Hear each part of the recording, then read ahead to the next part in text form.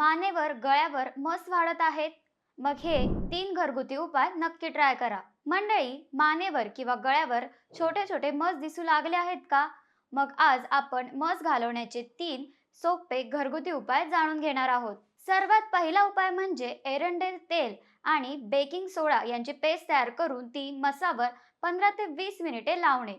दुसरा उपाय म्हणजे लसणाची पेस्ट आणि थोडे व्हिनेगर एकत्र करून मसावर लावणे. तिसरा उपाय म्हणजे किसलेला बटाटा, कॉर्नस्टार्च, बेकिंग सोडा, व्हाईट व्हिनेगर यांचे मिश्रण तयार करून ते मसावर 15 ते 20 मिनिट ठेवणे. मात्र या उपायांचा परिणाम वैज्ञानिक दृष्ट्या निश्चित सिद्ध झालेला नाही. प्रत्येकाची त्वचा वेगळी असल्याने ॲलर्जी किंवा जळजळ होऊ शकते.